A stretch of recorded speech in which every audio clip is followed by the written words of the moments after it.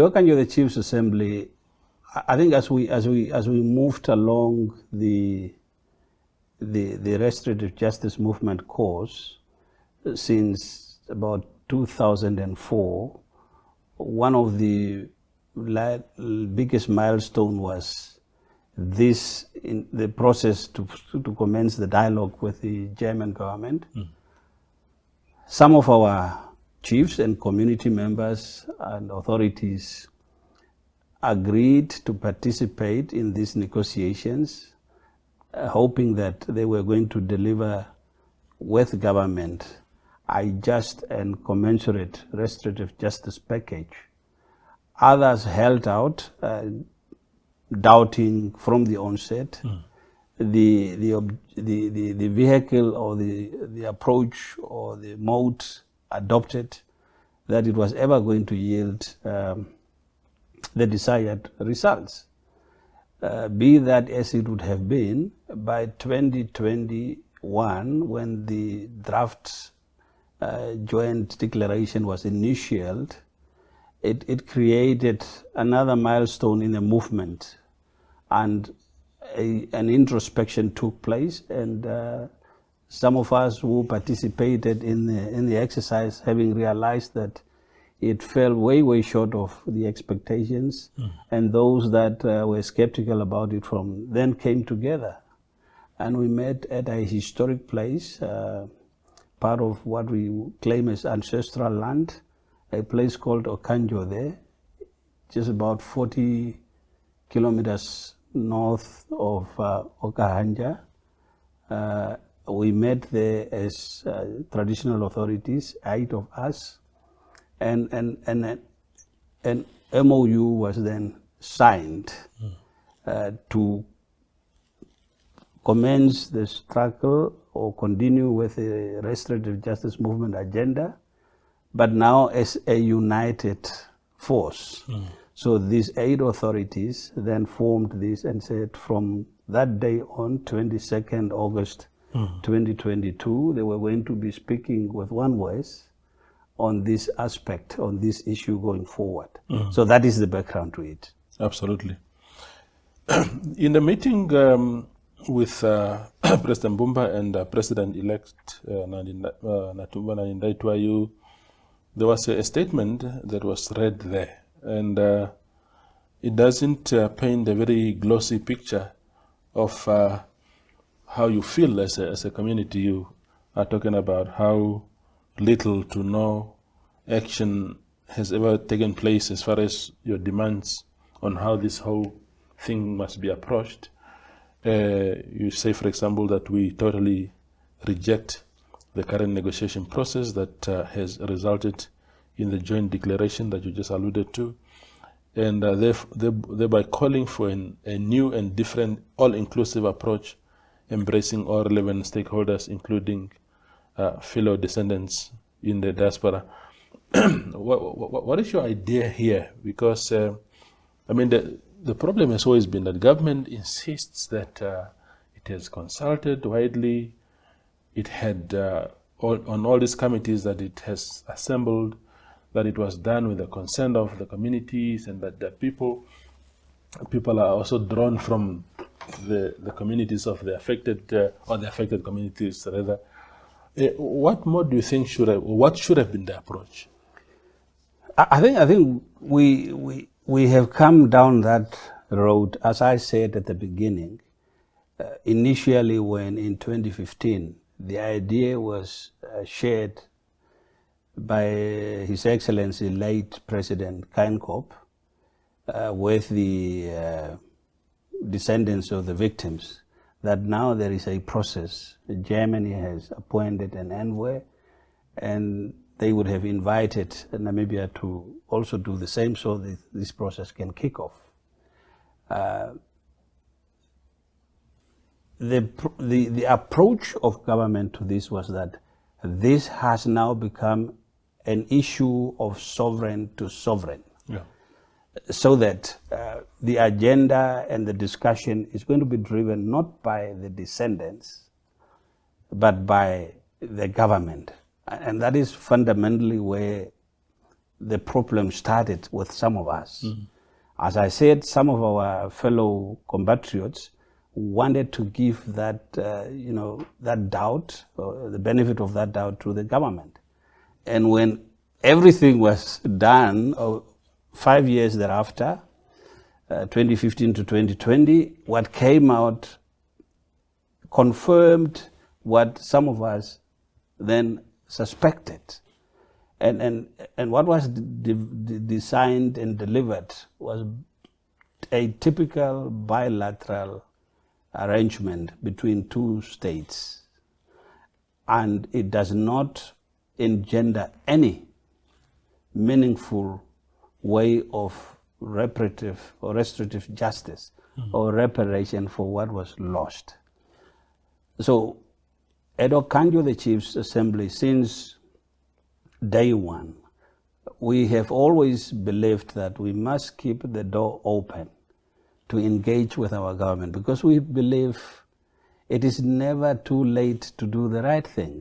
And our approach has always been, let us come around a table. One of the ideas that we have been toying around, that we put to government as way back as October 2022 was, why don't we call a national conference or international conference on this issue, so that we, as descendants, both here and those in the diaspora, and our government, sit together and develop a common approach, kind of develop an understanding of what it entails when one talks of a restorative justice package within the context of the environment in which we live, knowing fully that some of us are here in Namibia, others were forced to flee and now find themselves in other jurisdictions. How do they fully participate or benefit, if it means from where they are, if it were not for them coming back? How do they become part of this?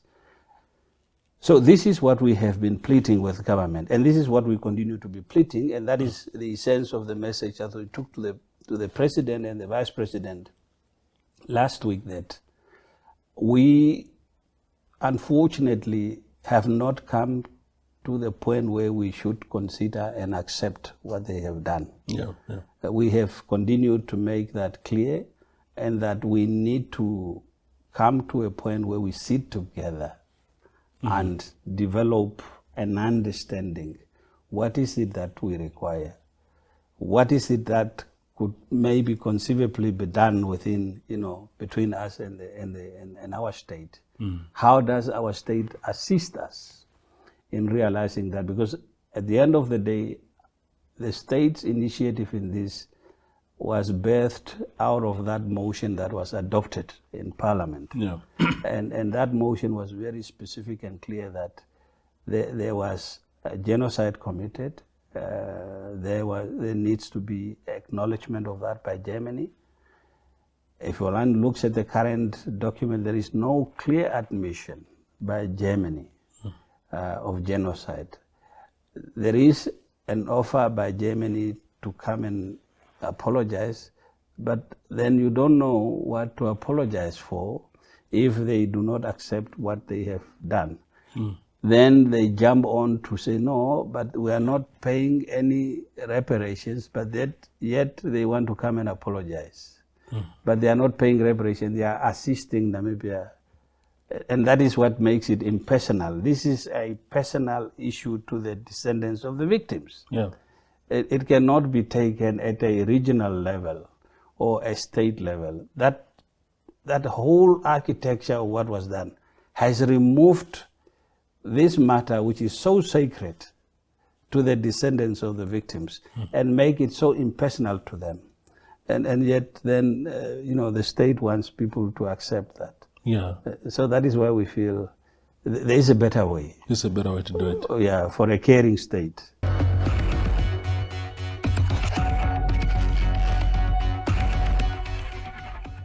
Well, I mean, that's part of it, actually. You know, we have trading relationships with many countries around the world. The size of their economy doesn't mean that, you know, that's too small for us to be involved in. You know, we might not expect Namibia to make multi-billion-pound investments in the UK, but what we can do is try to encourage British investors to make multi-million-pound investments in Namibia. And we did. I mean, even at the end of last year, our largest investment, Solar Century, setting up solar panel farms near Harus, £20 million investment. You know, we're very proud of that. That Namibian businesses and investors are increasing their confidence in looking at Namibia as a reliable and valuable partner, place to invest. What does Namibia offer to a country like yours? I'm thinking of, for example, the Trump administration in the UK, in the US, has been very blatant, for example, of what it wants in Ukraine. They say we want those minerals for our economy, but also it's a guarantee of some sort, because then we know that we have interest to protect your country. In Namibia, what would you say the UK's interest, apart from the 50-50 things? I mean, what is it that this country has that your country would be interested in? Well, I mean, you mentioned yourself the sort of minerals that you have. I mean, Namibia has just about everything under the ground that every country would be interested in, whether that is diamonds, whether it's lithium, whether it's uranium, whatever it is. It's for Namibia as the sovereign country to decide how it's going to extract those minerals, what they want to do with them, how they want to profit from them. Obviously, we have different needs. Different countries have different needs. You know, whether we need more lithium than, say, Sweden or something. But we're there to sort of engage with Namibia in terms of how we can assist in those industries, how we can invest in those industries, and how we can trade from those industries. And I think one major issue over the last few years is about how Namibia can benefit more from the minerals that it owns, that it's sitting on.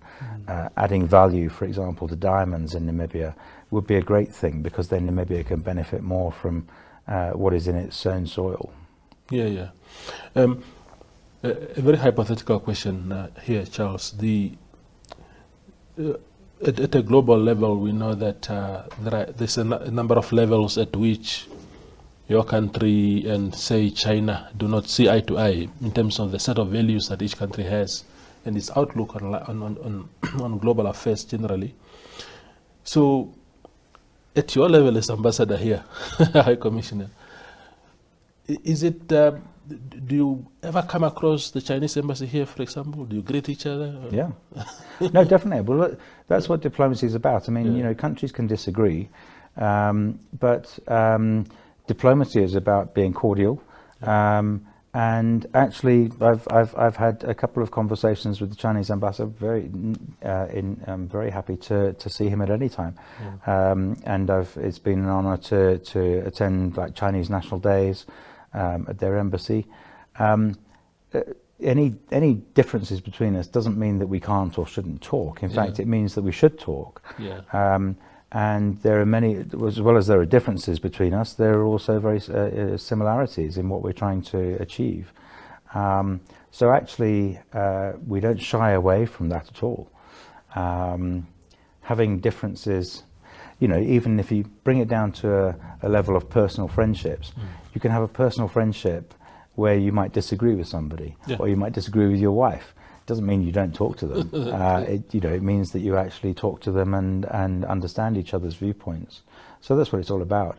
And also, you know, on a macro level, it's not for me and the Chinese ambassador to necessarily engage in the sort of issues that Beijing and London are engaged in. You know, we're here both in Namibia. We can talk about different things. We can discuss Namibia. You know, I haven't met him for a long time, but that's purely circumstantial. But if we do see each other, absolutely no problems. Okay. Plus, your countries have diplomatic. Of course. Yeah. If you have diplomatic relations with a country, then we're encouraged to exploit those and to talk to each other. Absolutely.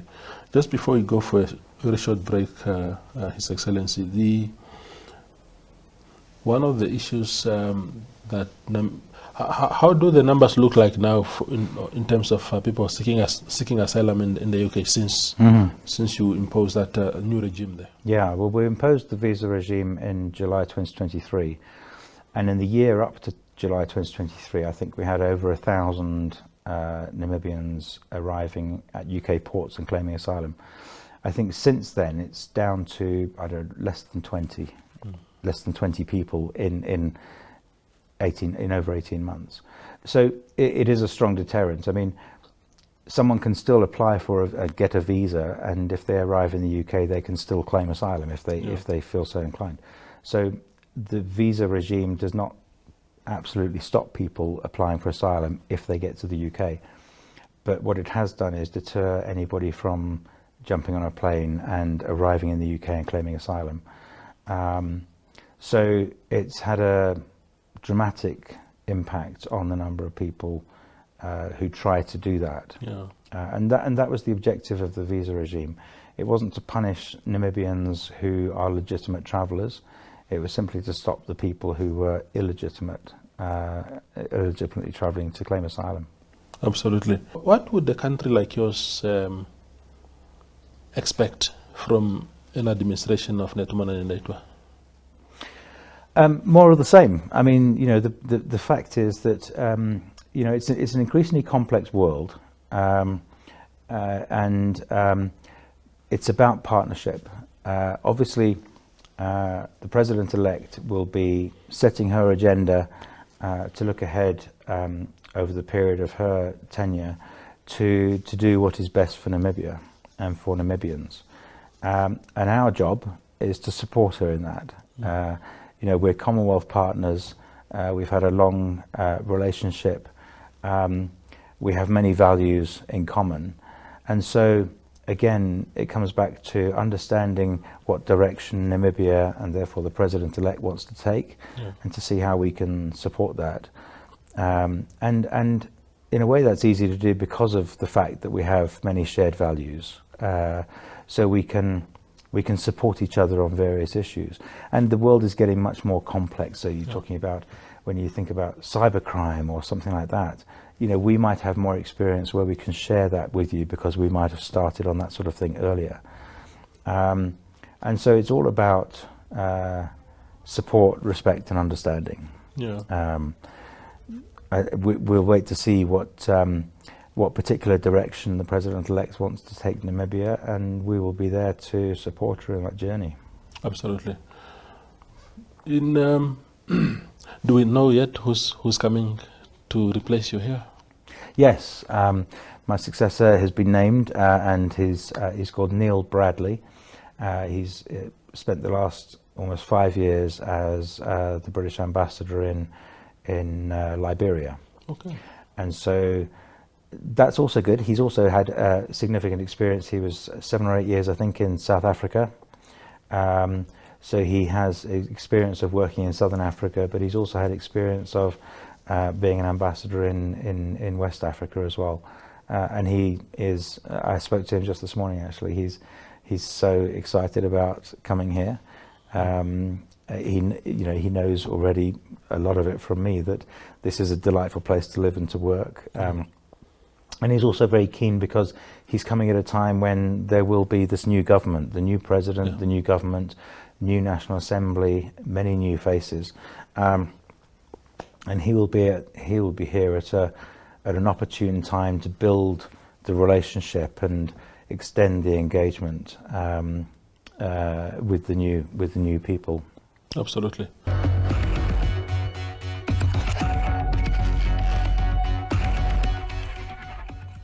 Quite exciting events in terms of the creative sector as well. We were launching, or the launching of the art and culture policy was taking place at the National Theatre of Namibia. Again, shows you how. Excuse me? Is it long awaited or? It is. It has been since 2017. Wow. So it's quite been a while that we've been waiting for such a policy. I think at least we're getting somewhere in terms of the creative sector and frameworks and policies, which is so important, very important, into growing the sector as a whole. Yeah. So I'd really encourage every artist or creative out there to make a point in getting this policy. You can make contact either at the National Arts Council of Namibia offices, or you can also get a copy of that as well. So definitely a big step in the right direction in terms of, just growing the creative sector. Yeah. I imagine that if there's a policy, it might help streamline the arrival of much needed funds. I think definitely funding, I think, is quite a challenge throughout. Throughout, we know that in most cases that art is always put on the backside, always either used as an element of entertainment, but these kind of policies and stuff can just show that art does not need only to be entertaining, but it can also be educative as well. There was an issue recently that was doing the rounds on social media about the musicians who were asked to perform for free at the state events. Oh, yeah, and some musicians who were not so happy about it. I must say, I personally am on the side of the musicians, and I think that if they agree once, then they're going to be asked to perform for free again. Well, there's some. I guess it depends from event to event, from national what the purposes are for the event as well. But I am definitely certain that if there is an opportunity for artists to benefit through any other means or gatherings that there may be, that definitely be considered as well. I can't agree with you there, Desiree, because for instance, at some of the events, there was food provided, and for sure the caterers got paid. There was security, and the security company got paid. There was electricity used, and the electricity company got paid. So it's difficult for me to support any kind of justification why specifically the artists should not get paid. I understand. I understand. I can understand that, but because we were not so directly involved in the rationale behind all of that, I am unable to claim now. I'm unable to give you a definite without definitely justifying. Therefore, the call is to corporates, government institutions, and everyone out there that, if there is an opportunity to, that the consideration be made for artists to be remunerated for their services. But let's move on quickly to a much more joyous topic, which is World Theatre Day. That's later this month? Later this month, on the 27th of March. Worldwide, it is celebrated World Theatre Day. So I would encourage you to make a turn at the theatre, or even put up a theatre play, some storytelling sessions, anything. Or sometimes we think the theatre is so far from us that it is a building out somewhere. But what this day is encouraging is that you just celebrate the power of theatre. We've all grown up in a culture of storytelling, for instance. Or you'd have comedy nights, like arrange a comedy night with friends, arrange a theatre day, visit a theatre, or do just something creative as well for that day. I lean towards poetry. Poetry. That's also a great way to celebrate. So you can organize a small poetry session, be that at home or with friends here and colleagues as well. You can do something great in celebration of World Theatre Day. So we look forward to that. We're celebrating the day with the Elam Primary School.